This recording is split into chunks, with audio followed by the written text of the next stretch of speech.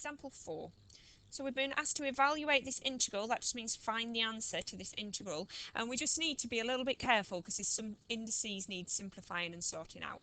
So if we focus on this term first, we've got an x to the power of 1 and we've got a square root of x. So that's x to the power of half in there, and they need multiplying. So the first thing that we're going to do is simplify that down before we go any further. So we've got 3 x to the power of 1 multiplied by x to the power of a half, and we remember that when we are multiplying, that just means that we add the indices together.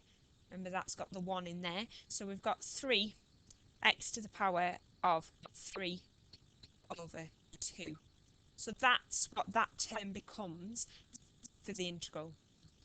This one here, we've got 2 over the square root of x, and just remember that the square root has two things: x to the power of a half square root, and then because it's a reciprocal, I need to put a minus sign in there.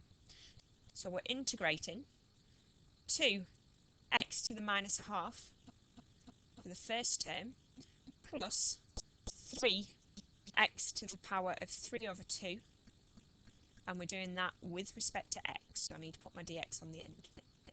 Okay. Normal rules apply, so 2x add 1 power of a half, divide by that value, so we're dividing by a half, plus 3x add 1, 5 over 2, dividing by that power, so dividing by 5 over 2, plus c. So we've evaluated it, we've done what the question's asking. If we want to simplify that down, just tidy it up a little bit. 2 divided by a half is 4, x to the power of a half,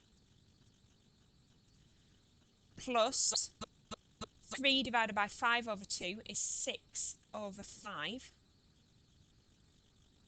x to the power of 5 over 2, and then we've got plus c on the end. We could write that as 4 square root of x there.